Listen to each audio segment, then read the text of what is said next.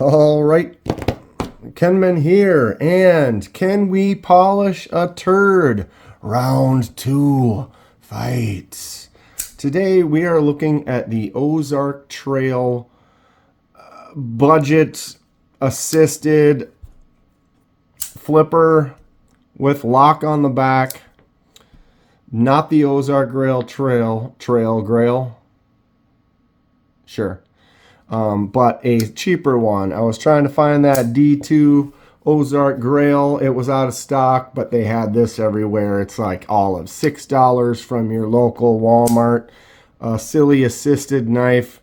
We're going to see if we can polish this turd KDK style. Come along for the ride. What are we getting ourselves into? All right. Well, can we polish this turd? Or should we do last looks here? Get that nice bing, bang. Look at that. Tip down only one side. Horrible clip. Assisted opening. Also blech. Polishing this turd up. I did take a Gerber. Wow. Can't even get to the pivot without taking the clip off. How about that? This Gerber that I called a turd, and we tried to see if we could clean it up a little bit, put a laser mark on it. I tried to remove the assist spring. It was moderately to less than fully successful. I think we put a little polish on that turd, but it in the end was still, in fact, a turd. This one here is a cheapo $6 knife. I mean, you can't ask for much when you're getting it for $6. But it's what is crazy is the action doesn't feel too bad on it. I mean, who knows? The blade steel probably will get dull pretty fast. I don't even know exactly what blade steel is on this particular one. I do have an unboxing for it somewhere. I could probably link the unboxing for that. I'll probably link the Gerber turd video as well. So those will be down in the description if you would like to go check those out. What do you think we're going to try to do to this? When you take everything apart, you want to try to make sure you pay attention and so that you're able to put it back together the same way. These going to spin free with that barrel potentially. Try to squeeze it so the barrel doesn't move so I get that screw to pop off. There we go. One more. Kind of giving a little tension on there to get her to go. All right. And there's the lanyard pin. Simple, or actually it isn't a lanyard, it's just two back spacers. Wow, this is interesting and scary right here because it's still locked in. See this? We have pressure on a spring, so I need to be careful. I'm going to pinch squeeze this blade and try to push this through. Maybe release the spring tension. Oh, you can see it's, maybe I should have. There you go. That is not the ideal way to do it, Kenman, but we're safe. We're not bleeding. This little extra block right here, I might try to bypass that. So we've got some nylon washers. Notice when I take this, ooh, look at all that oil or that gunk in there. There's that assisted spring. But yeah, this is like a little lock, so you can't use the flipper tab. I may or may not decide. Comment below, should I put that flipper tab lock back on there or should I leave it off? Probably going to try to leave it off. I will put the spring assist back on when we get her back together as well. I've learned that generally it doesn't have enough power on this, and there isn't really a lot of times it just doesn't work as well. You never know. It might actually work with this detent on here, but comment below what you think we should do. Or will you not have the chance because this video will end before then? I think I'm going to try to do this an all-in-one, so we'll see if we can do it all. So I'm going to clean this up we're going to get to these scales and do some fun stuff with that. And we are going to do something with this blade. So we're going to start off with the blade. Let's cut to that now. So I'm going to attempt my first acid etch on this blade here using some ferric chloride. So the first thing we need to do is clean it up. So I have some acetone and some paper towels here. Basically, any marks, oils, whatever that is on the blade now will show up when you do the etch. And so we want to clean it off. Get it nice and smooth, no imperfections or weird little spots of oil or anything or fingerprints. I think we might try that sometime though. Just put a bunch of fingerprints on one and then try it and see how the etch takes those fingerprints. But we're going to get this nice and clean with this acetone. Make sure you're in a nice ventilated area when you do this. And that looks good. Alright, so I'm going to set it on that paper towel, dispose of that one. So we're going to let that dry. And then I am going to take off one glove because I'm not going to touch it with that. But what we're going to do now is we have to put a resist. I have some nail polish. I'll close this up. And we are going to put the nail polish on the spots of contact, because you don't want the etch to go on like where the bearings and things are. It won't operate properly. So we're going to use a fingernail polish as a resist.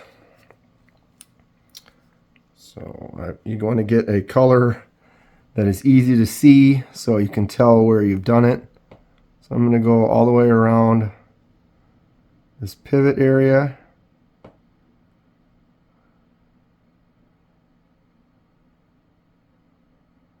Remember, wherever you do this, it's going to not take etch, so it will look different. Go across here where the lock bar locks up. Might as well just go straight across that right there. Okay. Turn it around. Do the same thing to the other side. Looks like I need a little bit more here.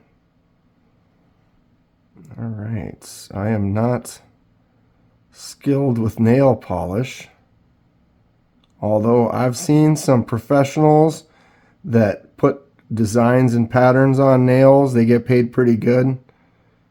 I used to go to school for art. I did a lot of painting. Maybe I should get into that, make some money. All right, so we're going to go right around there. I see where the contact spot, that groove basically. So I got to get it a little bit wider just past that. Oops.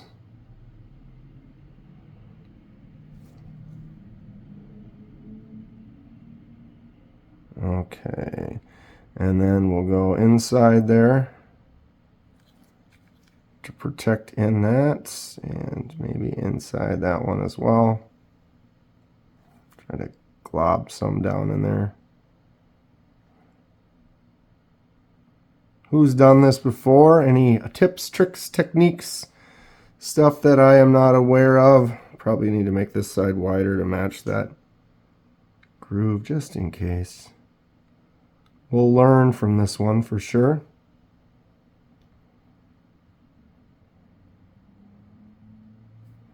Alright, so I'm going to take a paper towel, actually maybe a toothpick, get rid of that. I wonder if this is easier to do when it's dry.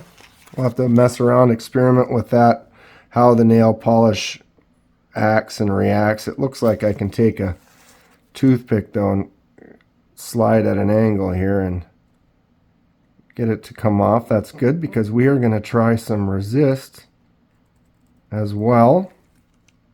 Did I totally smear on that side? I did. Perfect. That's what we're learning. Pay attention. Don't touch the other side. All right, so let's scrape that off. Oh, that actually works really good.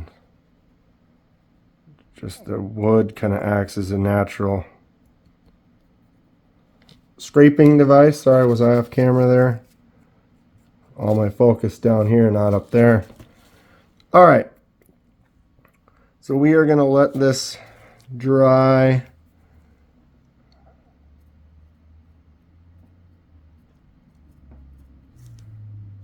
And actually, though, we're going to do one other thing. I want to try another type of a resist across here. So I guess I should have thought of that beforehand. I'm not going to etch this whole thing. I might as well try a pattern just for fun. So let's do it.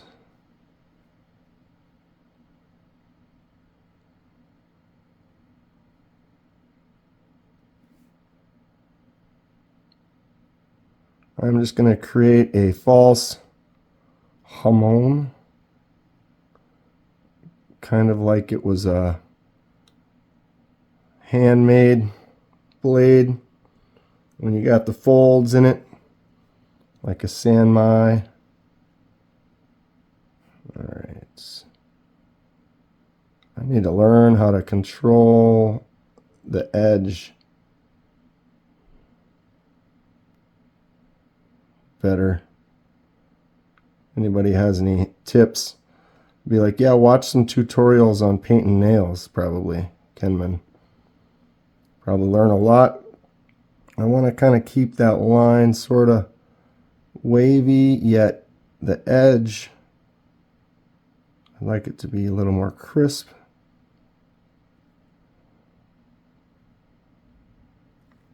Sorry if I'm being quiet here.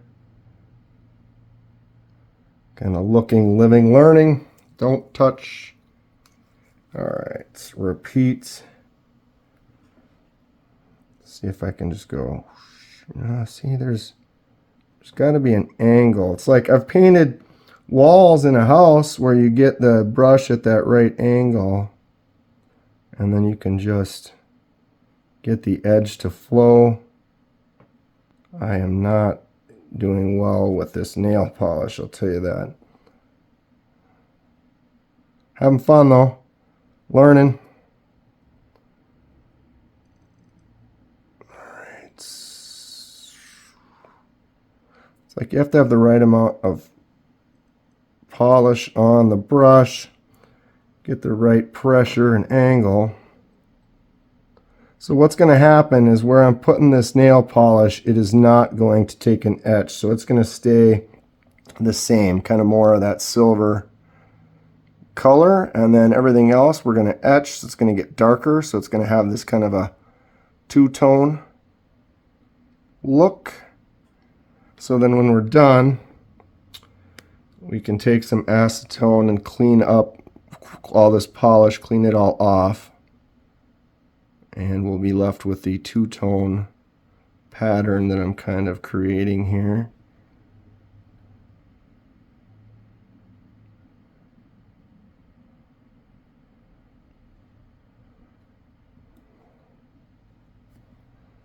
I don't like the way my edge is, but this is a learning experience. This is a turd we're trying to polish and improve on, so at least we can kind of see what's happening and I can live and learn from it. And then when I try it on something else, we have some background knowledge to go from.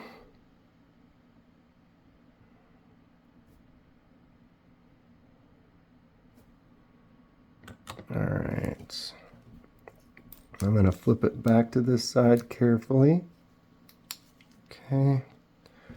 I'm actually going to go in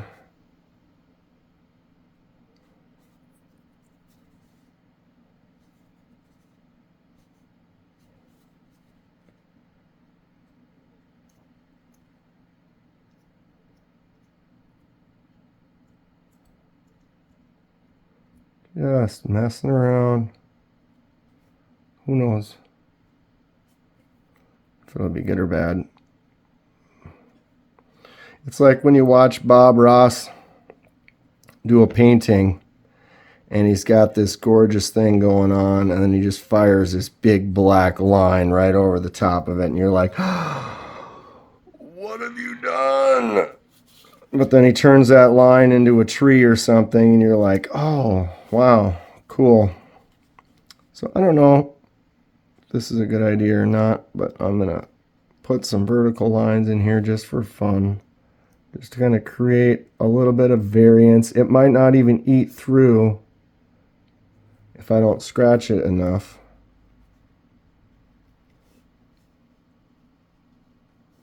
A couple lighter ones. I think it looks like if you let this dry a little bit more, you might be able to scrape. Might be able to go in and clean up that line. All right, so I'm going to let this dry off, see if we can clean anything up, and then we'll get to the etch. Okay, we are in a more chemically safe environment area here.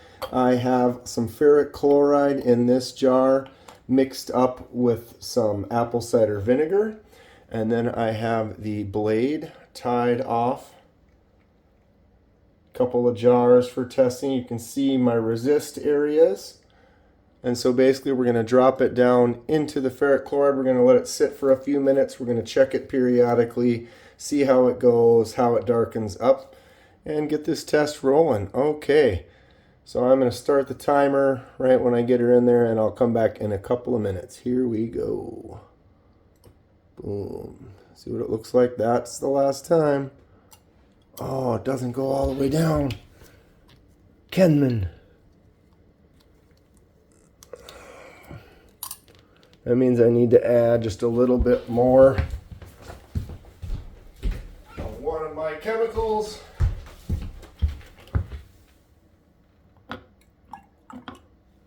There we go. Now it's completely submerged. And give it an extra little stir.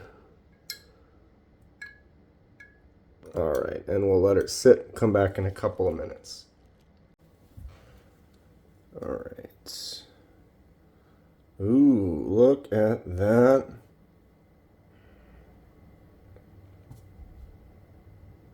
Definitely darker. I want to go pretty dark, so I'm going to let it sit for just a couple of more minutes and just kind of see how that does. Okay, let's take this thing out. And we're going to do a transfer into the water. And the water will help rinse off, neutralize that acid, and stop it. We are looking dark. Very cool. Let's check the other side. Awesome. Ooh, just leave it black and red, huh? All right, so we're going to go get this cleaned up and move to the next step. Boom. All right, I spared you the cleanup. Long story short, I rinsed it off in that water, and then I took some acetone and cleaned off all of the nail polish. Here is what our final results are. What do we think? Nice darker color. It's given me like shark vibes. I feel like great white shark, kind of like the two-tone with the line going across. It almost seems like it's a shark swimming. I don't know, maybe not. A few of those little scratch lines did show through. I kind of like it. It's going to give me some inspiration for some ideas for the future. I just tried to do something really simple. Didn't really worry too much about it. So I cleaned off most of this area right here. Got a little bit right down there. We'll see how that does. You don't really want this. You want to keep this smooth where those bearings are so that it doesn't affect the action of the blade. We'll see. I'm going to have to sharpen it up. Did get some on the tip, so that's going to have to be sanded and resharpened and cleaned up. What do we think? All right, we're going to move on to the handle section of this custom, and boom.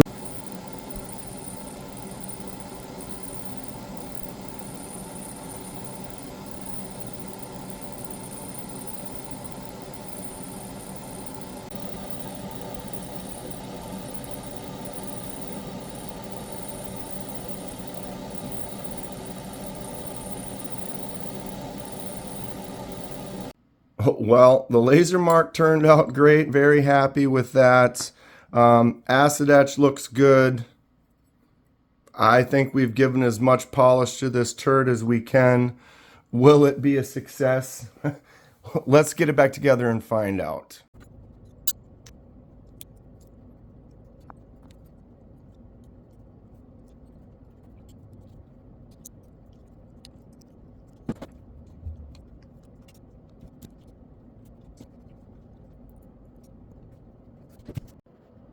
Well, we've done it. I decided to leave the lock on the back off. I don't think that's necessary. It is an assisted opening, so the assist still works. Blade's not quite centered, so I might kind of work on that, try to fix that a little bit. But it flips out fine. It is solid when it is out. So it is complete. What do we think?